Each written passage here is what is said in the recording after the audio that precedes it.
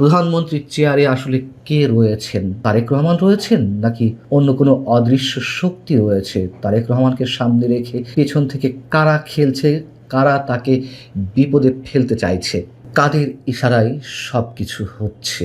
নিঃসন্দেহে এটুকু বলতে পারি, তারেক রহমানকে সূক্ষ্ম চালে আটকে ফেলছে একটা দীর্ঘ গভীর কালো ছায়া। সাংবাদিক হিসেবে আমরা যখন কোনো সরকারের ভালোর জন্যই তার ভুল ত্রুটিগুলো তুলে ধরি, প্রত্যেকটি সরকারই আমাদেরকে তার শত্রু মনে করে। এখন এই মুহূর্তে যে কথাগুলো বলবো সেই জায়গা থেকেও বিএনপি সরকার আমাকে শত্রু মনে করতে পারে, আমার বিরুদ্ধে অনেক ধরনের ব্যবস্থা নিতে পারে। ডোনাল্ড ট্রাম্পের বিশেষ দূত, মার্কিন যুক্তরাষ্ট্রের মধ্য এবং দক্ষিণ এশিয়া বিষয়ক বিশেষ দূত এবং একই সঙ্গে ভারতে নিযুক্ত মার্কিন রাষ্ট্রদূত সার্জিও গোর মাত্র কয়েক ঘন্টার সফরে যখন কিনা বাংলাদেশে আসতে যাচ্ছেন, আপনারা জানেন যে তিনি 29শে জুলাই বৃহস্পতিবার আসছেন, তার আসার ঠিক আগ মুহূর্তে একের পর এক অনেকগুলো ঘটনা ঘটে গেল। একটু সমীকরণগুলো মেলানোর আমাদের মনে হয় প্রয়োজন রয়েছে এবং সেই সমীকরণের মধ্য দিয়ে অবশ্যই প্রশ্ন উঠতে পারে, প্রধানমন্ত্রীর চেয়ারে আসলে কে রয়েছেন? তারেক রহমান রয়েছেন নাকি অন্য কোনো অদৃশ্য শক্তি রয়েছে? তারেক রহমানকে সামনে রেখে পেছন থেকে কারা খেলছে, কারা তাকে বিপদে ফেলতে চাইছে? আমি এক এক করে কয়েকটি ঘটনা বলি, সংক্ষেপে। নাম্বার 1, যখন কিনা রাষ্ট্রপতি পদে যেমন মির্জা ফখরুল ইসলাম আলমগীর, ডক্টর আব্দুল মঈন খান, ডক্টর খন্দকার মোশাররফ হোসেনের নাম উচ্চারিত হচ্ছে, এমনকি একই সঙ্গে আন্তর্জাতিক মানবাধিকার খ্যাতিসম্পন্ন ব্যক্তিত্ব যাকে কদিন আগে জাতিসংঘের স্থায়ী দূত হিসেবে নিয়োগ দিয়েছে বাংলাদেশ সরকার, সেই আইরিন খানের নাম উচ্চারিত হচ্ছে, তখন হঠাৎ করে আমরা দেখলাম যে ইত্তেফাকের মতো পত্রিকায় ডক্টর ইউনূসকে নিয়ে রাষ্ট্রপতি পদে তার সম্ভাবনা নিয়ে মোটামুটি বিশাল একটি রিপোর্ট করা হয়েছে এবং এটি নিঃসন্দেহে টেবিল স্টোরি। কীভাবে টেবিল স্টোরি আমি বলছি, তাহলে প্রশ্ন হচ্ছে যে এই মুহূর্তে ডক্টর ইউনূসের নামটি এভাবে ছড়িয়ে দিচ্ছে কারা? ইত্তেফাক লিখছে, ক্ষমতাসীন দল বিএনপির অভ্যন্তরীণ সমীকরণ ছাপিয়ে এই পদে নোবেল বিজয়ী অর্থনীতিবিদ ও সাবেক প্রধান উপদেষ্টা ডক্টর মোহাম্মদ ইউনূসের নাম আলোচনার কেন্দ্রবিন্দুতে চলে আসায় রাজনৈতিক অঙ্গনে তৈরি হয়েছে বাড়তি কৌতূহল। কোথায় আলোচনার কেন্দ্রবিন্দুতে এলো? আলোচনার কেন্দ্রবিন্দু ছিল কয়েক মাস আগ পর্যন্ত, এবং আমি নিজেও সন্দেহ প্রকাশ করেছি যে তিনিও হতে পারেন বা তিনি হওয়ার জন্য আপ্রাণ চেষ্টা চালিয়ে যাচ্ছেন।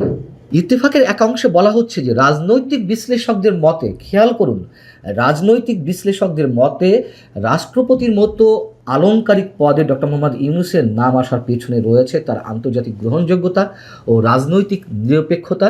2024 থেকে 2026 সাল পর্যন্ত অন্তর্বর্তীকালীন সরকারের প্রধান উপদেষ্টা হিসেবে সফলভাবে দায়িত্ব পালনের পর বহির্বিশ্বে দেশের ভাবমূর্তি উজ্জ্বল করতে এবং কূটনৈতিক ভারসাম্য বজায় রাখতে তার মতো ব্যক্তিত্ব বড় ভূমিকা রাখতে পারেন বলে মনে করছেন অনেকে। সেই অনেকেটা কে? কোনো বিশ্লেষক, কোনো বিশেষজ্ঞের নাম তো এখানে কোট করা হয়নি। কারা এমনটা মনে করছেন? এই জন্য বলছিলাম টেবিল স্টোরি। নিশ্চয়ই এই স্টোরিটা কেউ করিয়েছে। আর ডক্টর মোহাম্মদ ইউনূস নিরপেক্ষ? বিএনপি তো নিজেই মনে করে না নিরপেক্ষ।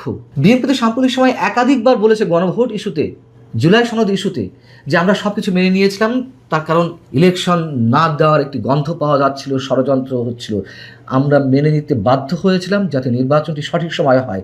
তাহলে সেই ষড়যন্ত্রের মূলে কে ছিলেন? ডক্টর ইউনূস। ডক্টর ইউনূসই তো নিরপেক্ষ নন। তিনি বিশেষ একটি গোষ্ঠীকে আশ্রয় দিয়েছেন, প্রশ্রয় দিয়েছেন, মব রাজত্ব কায়েম করেছেন, দুর্নীতি থেকে শুরু করে এমন কোনো কাজ হয়নি তার 1.5 বছরে। তিনি আন্তর্জাতিক বিশ্বে বাংলাদেশের ভাবমূর্তি উজ্জ্বল করেছেন এবং অর্থনৈতিকভাবে পুরো পঙ্গু করে দিয়ে গেছে। সে কথা এখন রাজনৈতিক বিশেষজ্ঞরা শুধু নয়, অর্থনৈতিক বিশেষজ্ঞরা বলছেন, বিএনপিও সেটি এখন বলতে বাধ্য হচ্ছে।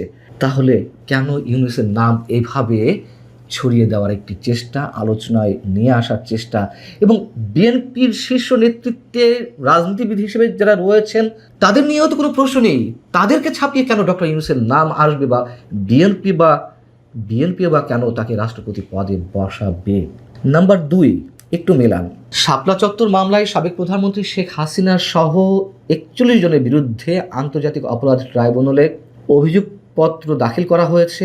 সেই অভিযোগপত্র নিয়ে যখন আন্তর্জাতিক মানবাধিকার সংগঠন হিউম্যান রাইটস ওয়াচ HRW তারা বিবৃতি দিল বুধবারই, যে তারা বলছে বাংলাদেশে আন্তর্জাতিক অপরাধ ট্রাইব্যুনালের বিচারিক প্রক্রিয়া আন্তর্জাতিক আইনি মানদণ্ড পূরণে ব্যর্থ হচ্ছে এবং শাপলা চত্বর হত্যা মামলায় যে অভিযোগপত্র দেওয়া হয়েছে সেটাকে কেন্দ্র করে বলছে যে এ ধরনের বিচারিক প্রক্রিয়া ভুক্তভোগীদের ন্যায় বিচার থেকে বঞ্চিত করতে পারে, আইনের শাসন দুর্বল করতে পারে এবং রাজনৈতিক উদ্দেশ্য প্রণোদিতভাবে মামলার ঝুঁকি তৈরি করতে পারে। এই যে একটা স্ট্রং স্টেটমেন্ট তারা দিল, ঠিক তার পরপরই মুক্তিযুদ্ধের অন্যতম সংগঠক সাবেক মন্ত্রী আব্দুল লতিফ সিদ্দিকীকে এই মামলায় আটক করা হলো।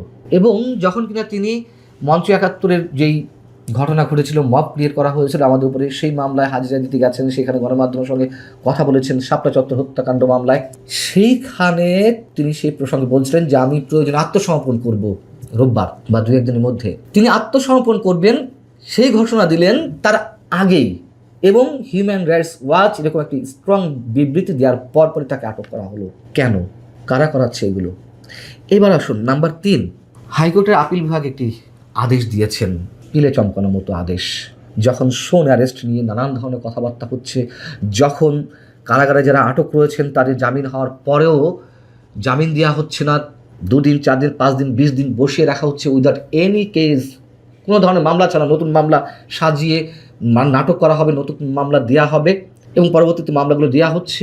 এটি নিয়ে চারিদিকে যখন কথাবার্তা বলা হচ্ছে, মানবাধিকার কর্মী থেকে শুরু করে শীর্ষ আইনজীবীরা এটির প্রতিবাদ জানাচ্ছে, ঠিক সেই মুহূর্তে হাইকোর্ট একটি নির্দেশ দিয়েছিল মাত্র কদিন আগে যে নির্দিষ্ট কোনো মামলা না থাকলে কোনো ব্যক্তিকে শোন অ্যারেস্ট, গ্রেপ্তার বা অন্য কোনোভাবে হয়রানি করা যাবে না, এবং এ সংক্রান্ত একটি রুলও জারি করেছিল হাইকোর্ট।